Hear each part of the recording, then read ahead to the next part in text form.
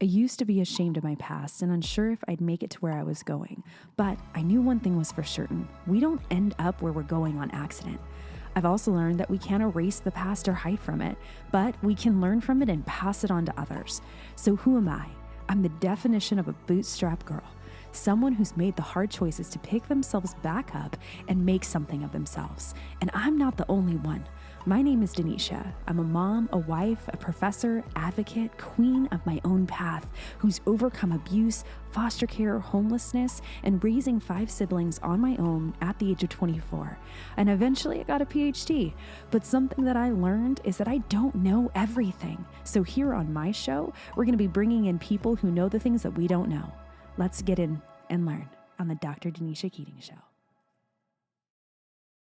Hey everybody, welcome back to the Dr. Danisha Keating Show. I'm actually so excited to be back during the daytime. I've done a lot of episodes on my own where they are at night, and I had some time today, so I thought we would talk about the cost of overthinking. And I know for so many of us, we have seen how our thoughts, when we have overthought something, how it has hindered us or hurt us in moving forward. And I think for me at least, I have seen that it has killed my action. I have overthought it so much. I've thought of every loophole, every, situation, how the outcome could be. And it never actually turns out that in the worst case scenario that I thought it was. But I spent all this time overthinking that there are so many moments that I was like, wow, why couldn't and didn't I just step forward and try? And I think one of the things with overthinking we do is we actually start to think about how we might fail, or things of, what if somebody else judges us? What if somebody else looks at us and says, wow, you're dumb for going down that route? And let me tell you something that I heard that it kind of has changed the game for me, is that someone posted that said, you will never have a millionaire look down at you and scoff at you for trying to make $1 million. You will never have someone who is working out at the gym, who is in shape, look at you and mock you for trying. Now, there are people who are out there that are rude, and I've actually seen, the gym videos and stuff like that, where someone has mocked somebody for working out, but someone who is a health coach is not going to look at you and say, wow, why are you trying to get healthy? Like, that is not going to happen. They're actually going to encourage you to go out and do this and say, you need to do what's best for you. So why do we fear people's opinion? I think something that really I have seen personally is that the opinions of those I love, I want them to support me and acknowledge me, and so really, really come alongside of me and encourage me into that direction. But oftentimes what has happened is that it's been the opposite, where I have heard a lot of not so great opinions and things that, not things like, hey, you should do it this way, but more of like, well, you're why would you do that? You're ruining your chances. But I have let overthinking ruin and rule my life for so long. Because what I have seen is I have valued too much of people's opinion, and their opinion didn't even matter. They didn't even have an opinion on it most of the time. But those who did usually were someone who was disgruntled in their own life when their opinion was so radically just negative. But there has been times when I have shared that opinion with somebody who has gone down that route, and they've actually given me wisdom to understand the situation that I didn't understand and help me have a better outcome. But I know for myself, overthinking has been the killer of me trying. I'm either going to do it or I'm going to overthink it and talk myself out of it. And I've noticed that has happened with so many situations that it's taken me a lot longer. It's taken me years to get certain things accomplished because of the fact that I've overthought things. I've overthought relationships. I've overthought situations. And half the time when that situation, like I would sit there and I'm like, man, I really wish I came to you sooner, because I had ramped this thing up so big in my head that it just didn't matter. But then what happens with overthinking is there's certain situations that I didn't have the answers to, and I didn't have people to ask the question to that has gone this route, that I actually have found that I'm a trailblazer in that particular area when it comes to the community that I have. And so it becomes difficult to ask questions to. But when we're talking about overthinking, really what we're talking about is this concept of you're stuck in, I need to think this out, I need to plan this out, but you're never in a moment of stepping forward.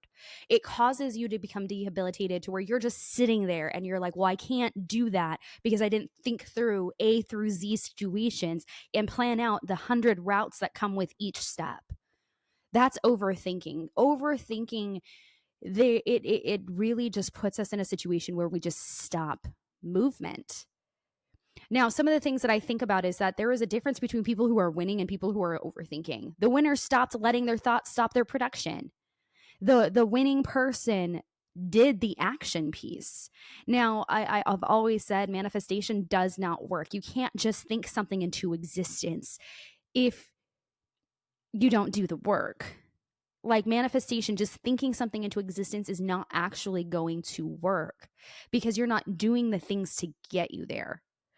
And I've heard so many people who are like, just think it and believe it. And, one thing I always hear is like comes with money is just like, if you think you're going to be a millionaire, you got to just think like a millionaire. It's like, I don't know how millionaires think, but they're like, you just got to believe that you're going to become a millionaire. And literally I have been in conversations with people who have sat there and said, I refuse to do any action to get to that position. It's going to be handed to me. Someone is just going to hand me $1 million. And it's like, that is not true. You have to earn what you're going to get. Someone is going to hand it to you because you're at the right place at the right time. And it might be a shady situation when they just hand you $1 million and walk away. But there are things that you have to do to be able to earn what you have. And someone who is winning in life or someone who is getting opportunities in life, they're typically doing something that's different than the person who's just sitting there thinking about doing it. The person who's winning is usually the person, again, who doesn't let their thoughts stop production. Now, here was something that somebody said to me that I was kind of like, dang, that was a hard truth, is that they said you either need to stop thinking about it or stop saying you're going to do it and just do it, or you need to stop talking about why it sucked that you're not where you're wanting to be. Like you have the opportunity to go out and do. You either are going to stop overthinking, friends, and go out and do it, or you're going to talk and sit there and say, well, this is why it sucks. And you don't get to do both. You don't get to sit there doing nothing and then say, wow, this really sucked. Like, I mean, you physically can do that, but that is where you're going to start losing a lot of friendships. A lot of people are just going to be like, hey, I've encouraged you multiple times on this. We're just not going to have a conversation about it. Like, you're going to start to see people fade away in your life because it's just like, hey, all you do is get mad that you're not where you want to be, but you're not doing anything to get there. One of the things that maybe you're telling yourself is, I'm too old or not relevant, or I can show this room so much wisdom and knowledge, but they don't look at me the same, like they're blocking me. Or what you could do is, instead of sitting there saying I'm too old and I'm too not relevant enough, or I'm able to show you this stuff, you're just not giving me the opportunities, you can start doing it somewhere else. You don't have to have that opportunity with that place or with that person. You can go find it other places. But I think what we do is we overthink, and what we we go from overthinking to complaining, and we just go from overthinking to my life sucks, and we stop the action piece. And I think for myself, I actually asked a group of first gen students. We're all in a Facebook group together, and we're a first gen doctoral community. And I asked them a question because I was really curious on what are some of the things that what are the hurdles to overcome how we overthink everything. Someone said imposter syndrome, that they don't feel smart enough, or at the status, or that the status they belong in is in the room. Let me rephrase that. They said not smart enough or at the status to belong in the room. So they don't have not credibility, but they're not allowed in the room because of the status that they hold. So then this person, Alyssa, goes on to say, others won't take me seriously since I don't have a long list of awards or impactful startups. How can we afford to stay afloat while earning a degree, but not coming from a place of wealth or financial security? There's no clear path to career advancement. Somebody else, Leslie, said finding community that is well intended. Oh my gosh, yes. Nikki said, let's see. I have the doctoral degree that I'm going to be doing by April, but I have no idea what to do with it after I'm done. Oh my goodness, that's such a real one. Feeling alone. Robin said, feeling alone. I don't have anyone in my family that I can go to for advice. Cindy said, I think taking the first step past overthinking is a hurdle. The hardest thing to do is to make baby steps toward progress because we hold ourselves with too high standards. And I want to add, Cindy, like 100%, like my overthinking is, sometimes I'm like, man, the overthinking is just exhausting. And then Evelyn said, I would say not knowing what we didn't know and what we don't know. Mike says struggling with people who lack communication skills and understanding how to give effective feedback. Oh my goodness, yes. The network. David says the network and then figuring out how to tie up any loose ends. Jonathan says my age being often younger than colleagues in programs or in environments. Faith says I primarily, hey Faith, she's like, I want to see the podcast. Hey, just Jenny. She said people being super obsessed with you, that fondness turns into envy really quickly, especially with different people who are strategically choosing to not acknowledge you.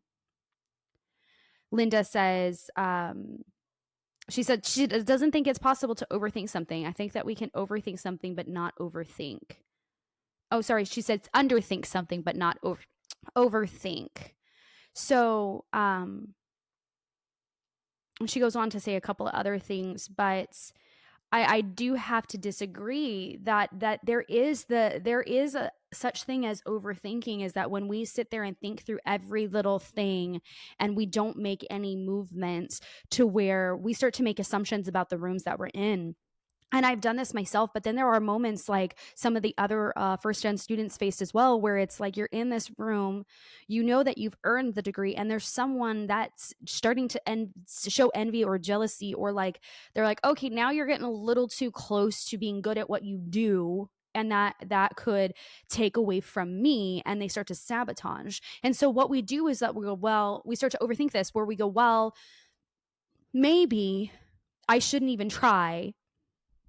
Because if I'm trying, then what I do is that I step into this situation and I hurt somebody's feelings, or I make somebody uncomfortable, or I accidentally miss the mark, or whatever our thoughts are. And what we do is we don't step forward and try. And it's like, look, what other people, I heard this, and this is something that I want to say to every single person who is like, I think I'm overthinking and imposter syndrome, I don't belong here. It's like, first off, when you know stuff, you need to start telling yourself, you know what you're talking about. Like, that is the first way to combat imposter syndrome. You know what you know.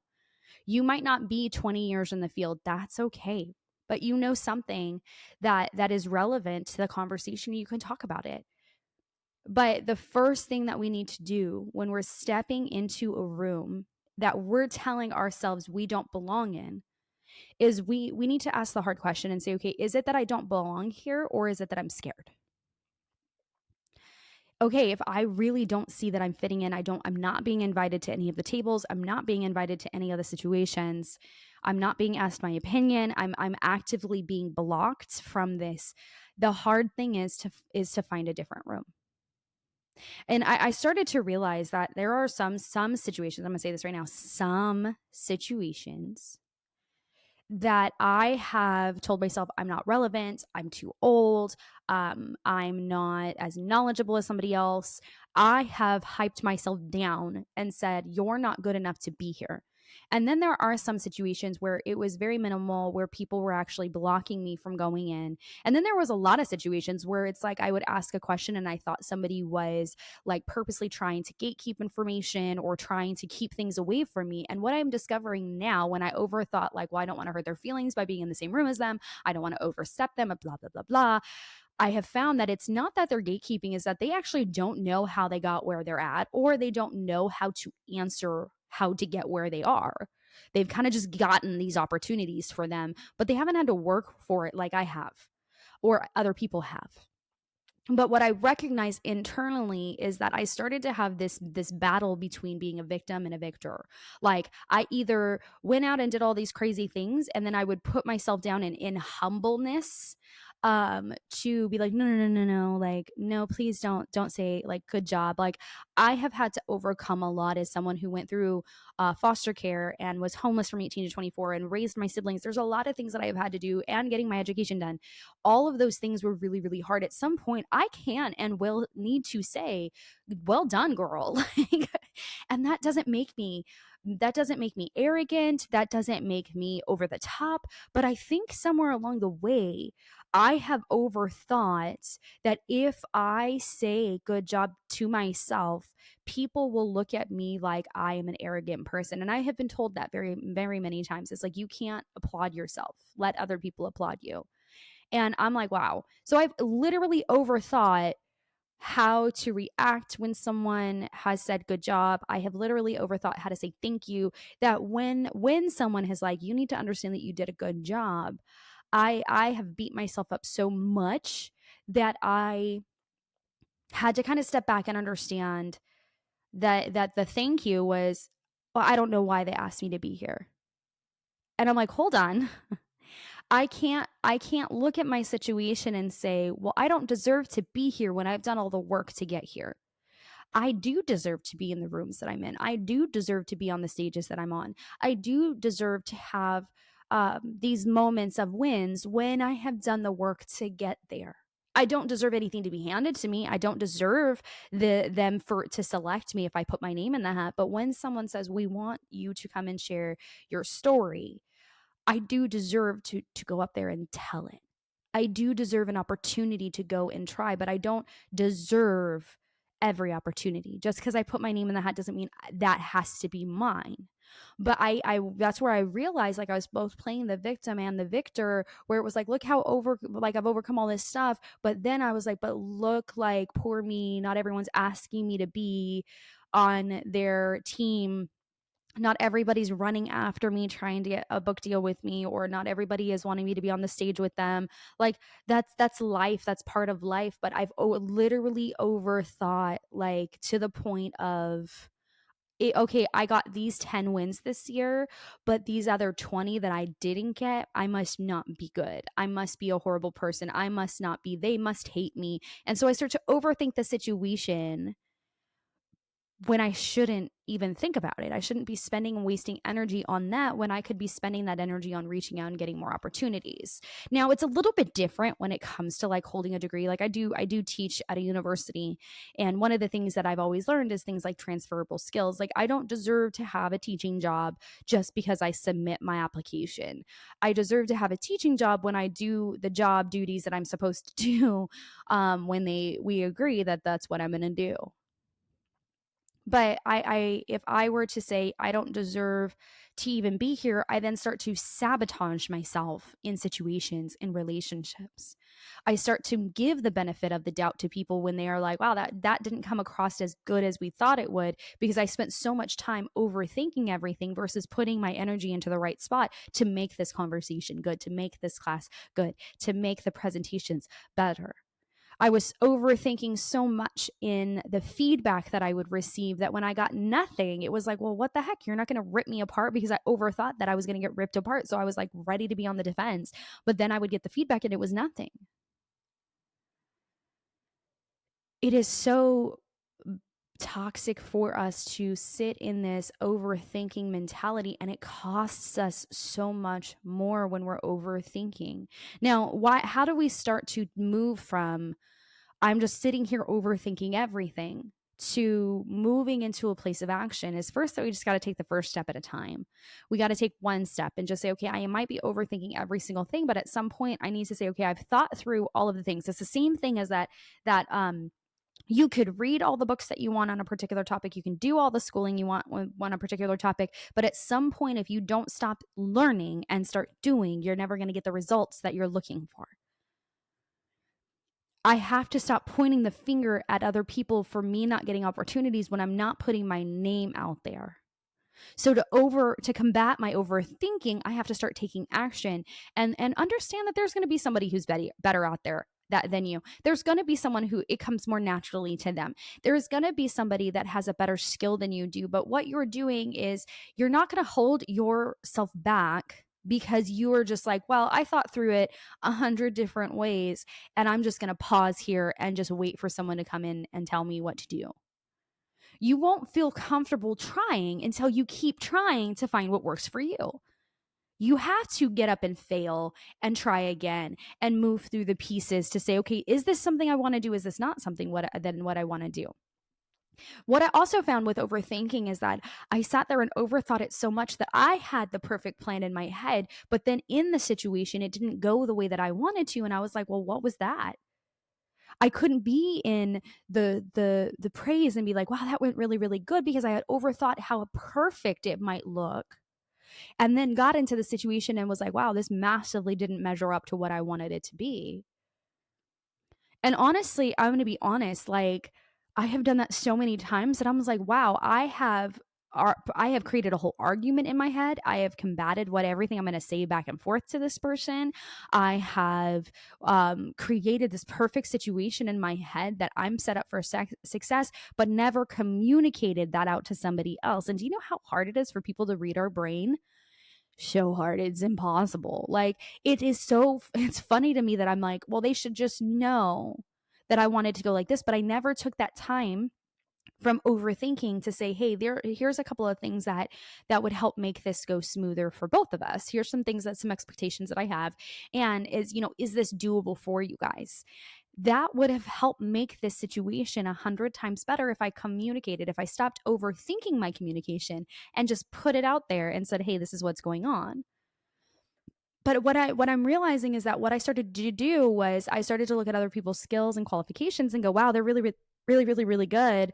I will never measure up, so why try? Wow, this person, they're better skilled than me. Why try? Like, y'all, we all have our own purpose and passions in life and our giftings and our skills that you and me could go out and seriously talk about the same conversation, probably say the same material, but we would say it different ways. Our stories would bring different information to that. So I'm honestly just holding myself back because I'm like, oh, the field's too saturated, or oh, they won't like me, oh, I don't have this. But again, you're not going to feel comfortable with what you have to offer people or what you have to go out there until you pause the thinking and start the doing. Pause the thinking and start the doing. And something that I'm starting to realize is that I'm not really scared of other people's opinion. I'm not scared of the things that they think. I'm scared what they're going to say about me. I'm scared that someone will be like, well, I don't like her personally. I mean, that's that her opinion isn't, or his opinion or her opinion isn't of me, of like, well, I think she did a good job. It's just like them just not liking me as like what they're going to say about me to other people. Like I have feared that more than their actual opinion that they say to me. And honestly, the people that I thought where I was like, wow, you have you have this kind of, we have this conflict going on. What the heck? They've never come to me and said it. They told everybody else, but when I addressed it with that person, they're just like, I don't know what you're talking about. And it was like, okay, that's not someone you need to hang out with, y'all. Like, go away. Like, don't. But if your insecurity is telling you, wow, this person doesn't like me, and they've never actually told you that, like, you might be assuming. Now there are behaviors that come out that say like, I can tell that they don't like me, they roll their eyes at me every time I talk, that just don't hang around them. But what I get scared more of is that they're going to say, you're not valuable, you're not worthy, you're not enough, you're not called to do this. And I look sometimes for other people's opinion, that for them to confirm my deepest fear that I'm not enough for this. That I hope that they can confirm that I am worthy. But then I fear that they're going to go, well, you're not. And I'm going to be flat out honest with you. There are people who are just not going to like us. No matter what we do, no matter what we say, no matter how kind we are to them, they just are not going to like us. Maybe they think that we talk too much. I always got that. Report cards, friends, people. You talk too much. You're too loud. You're too ghetto. You're too this. You're too that. You're too strong in your opinion. Don't say that. Don't say this. And we live in a day and age right now where a lot of people value follow counts on social media, to the point that there are some opportunities like speaking events or book deals or other things, like opportunities don't come our way when we sometimes, only sometimes, could they don't those opportunities won't come our way because of our follower count. But I'm going to tell you something that's kind of shocker. Follow count actually doesn't matter. It's like, have you ever watched Whose Line Is It Anyway? It's like they're earning all these points and they're like, and the points don't matter. That is social media, my friends. Like, if we are having a bunch of followers, but we're not crafting a community, there is no purpose in the follow. You could have 100 million people following you and zero friends from that. You could have 100 million people following you and zero business deals from that. There's like this bug. I'm sorry. Like my Sorry. There's a little fly. I don't know. I was like, go away. I do not like bugs. But anyway, you could have 100 million follows and it means nothing if you don't build it into a community. But there are so many times that we are like, well, I'm not good enough because so and so has this many followers, or so and so has this many views, or so and so has this book deal, or so and so. I do this all the time, guys. This is me calling myself out. So and so has this and so has that. I'm not good enough because I don't have these things too. But we live in a world or in a culture that values that sometimes over who you actually are. And when we've lost the weight of someone and we overthought this, where we're like, well, I'm not important, before we even take that action piece, we're never going to know how far we get to go. Someone will always have an opinion of us. And there was a saying that went around for a really long time that says, other people's opinions of you is none of your business. Ooh, let me say that again. Other people's opinions of you is none of your business. I mean, I would think that it would be, but I'm going to tell you right now that the way that sometimes people come across to us about us, like, it's just none of our business. Like, if there's a conflict happening with somebody and they're not willing to go to you about it, then just ignore it. Like, if they're going to go around to everybody else, cool, whatever. But don't put yourself in a situation that says, I can't because of all of these things. Now, there's a difference between a circumstance where it's like, I can't self-publish my book because I don't have $2,000-$3,000. Great. Guess what? There are other opportunities out there like Amazon KDP where you can publish your stuff for free. And then when someone purchases it, they take the money out of that when someone buys the book. But you talk yourself out of these things. You talk yourself out of going for the degree. You talk yourself out of trying to apply for that job. You talk yourself out of a good relationship. But we keep doing this overthinking where it stops us in our track. And let me tell you, this is my third book that I'm publishing right now. I've published two other books. This is my I'm publishing a third book. And this time around, I wasted a lot of time. I wouldn't say waste, actually. Let me retract that. That's not a good way of saying that. I spent a lot of time trying to find an agent with some books that I didn't actually firmly like. I don't know. There was something about them that I was like, they're good, but they're okay. I think the concept there, it's just not, I need to hash it out more mentally before I can actually put it down, because it's just not very good right now. And I put a lot of effort into sending off this book to other places, and then I just never heard anything back. And I was like, well, I guess I'm not good enough now. I guess my story isn't needed right now. I guess that this isn't something I'm supposed to do. I'm not supposed to be an author. I'm not supposed to put my story out there. I'm not supposed to reach people, blah, blah, blah, whatever. And I heard several different people who had said, like, Danisha, if there is a will, there is a way. If you want this to happen, you will make a way for it to happen. And I found and remembered that Amazon KDP can also self-publish. I remember that it's like one of those things where it's like, I could just spend my time and energy into that versus spending all this other money self-publishing with a different company, and I would save all that money up front. So my first two books, I sold 0 books the month that it went live. My second book, I sold 3,500 copies by self promoting it and all these other things. And that's a lot of books. And it ended up at one point being one of like the top sales for that particular publisher. That was a self-publishing house. Currently, right now, I'm doing my own little pre-sale because I'm going to be signing all the copies and putting them all in this little cute little bundle and shipping it to everybody who has ordered. And I'm already at like 49 sales, but I'm sending out 87 books. Like, you guys, that's insane to me. That's insane.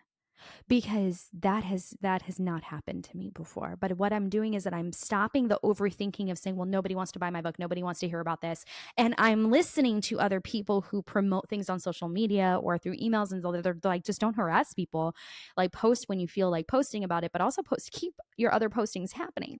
And I'm like, okay, cool. So I'm doing what people are saying, and it's working, and people are actually like, oh my God, I'm so glad you posted this. I didn't know you were in pre-sale. Oh my God, I didn't see your post. I didn't know you wrote a book. And it was like, wow. Because last time that I posted about it, I posted like 2 or 3 times, not a lot. Did a couple, I did like one big giveaway, and still people were like, wait, you wrote a second book? And I'm like, yeah. And they're like, well, why didn't you say anything? And I was like, well, I didn't, like, you didn't see my social media post? And they're like, no, I didn't see your social media post. And I was like, oh, I sat here thinking that I posted enough because I didn't want to harass people. But someone told me, Danisha, if you don't let me know you have something new, I'm not going to know that I can go buy it. So why not just post and not be pushy about it, but post it and let people make their own decision on if they want to buy it or not? And I was like, whoa, hold up, hold the phone. So we get into this overthinking situation where, like, no one's going to buy this. No one's going to want this. Nobody's going to like this. I don't know who to talk to. I don't know who to ask questions to. And let me be honest, Google is such a great resource that we have, is that when we don't have people in our lives who can answer this question, we can go to Google. There are so many people out there who are podcasting that we could literally listen to an episode on it, and then we can see some success from that. When there is a will, there is a way. But if we overthink every step of the way, we're never going to take the first step to moving forward to finding what works. Now, I want to show you something, and this is normally I would be more prepared than this, but I'm not. So I'm going to grab the books real quick. 1 second.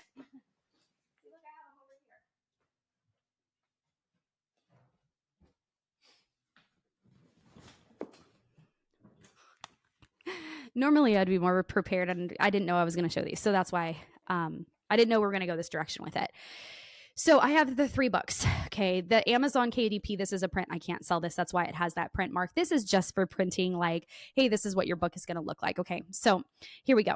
So this first book, Faith Through the Desert, wrote this in 2019. It was my first Amazon KDP book. I just like hit my microphone. I didn't know what I was doing, didn't ask questions, didn't Google anything, tried to do my own thing, pretended that I knew what I was doing, trying to just like get it out there because I'm a rusher. And I printed it, and I didn't know that it had like all these big margins on it. You can see. And what I discovered was, like, I was like, oh, Amazon KDP is not that great, and blah, blah, blah, blah, blah. And I made up this whole assumption about it. But what I never did was I never reached out. I never Googled. I never found the template. I never did the steps that it actually gave me because I was just rushing to get this printed because I just needed to stop overthinking and start doing. So then I think I sold 55 copies of that one in its entirety since 2019. Pretty cool. Whatever. That 55 is actually pretty cool. My first month, though, I sold 0 of these, and my second month I sold 17. I looked up the report. I thought that was pretty cool. I'm so sorry. Like, I have like allergies, and my nose is like, Whoa. I'm so sorry. That's not like attractive at all to be like, here's my nose.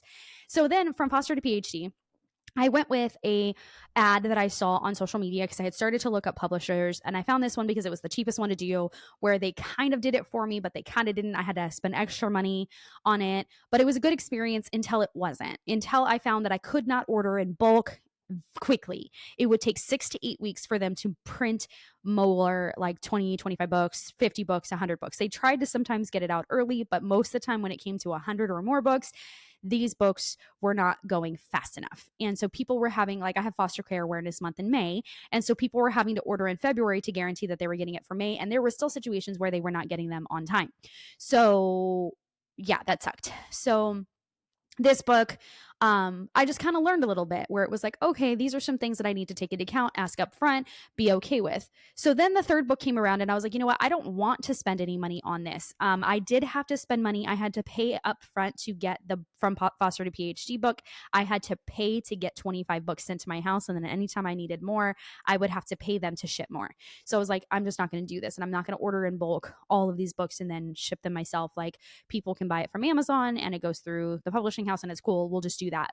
This third book, again, it is it's going to be on Amazon KDP, so people can order it from Amazon. And this book is free for me to publish through Amazon KDP. And then if I want to order copies, I can order copies as well, but it's going to be able to be significantly cheaper. This book was $25, and I can't get the book. If I wanted to reduce the cost of the book, they said you cannot make it go under 19 because the printing fee and all of that stuff. Amazon KDP is like, you could literally make this book $5, or I have to make it at least $7 or $8, but it's going to be $11.99, and I get a bigger portion. But I love how it looked. Now, I learned my lesson. So here between the last time I used Amazon KDP. So let me go back to this real quick. Remember the margins, how they're over? So I had found, and I discovered this, is that I uploaded this as a PDF. So the Word document should have been uploaded as a Word document so that they could format the book properly. So I remembered that and I was like, oh my goodness, they had a whole template for me to use. So I used that template to write everything in and then did the book. And this is where this line comes from, is because I didn't follow their instructions. Look, live and learn, totally cool. But I was like, I kind of like the border in a weird way. So I made it white. So it's going to be white in the real book. But then here's, you guys, hear me out. Look at this. I listened to the feedback that they gave me. So my overthinking didn't come into play.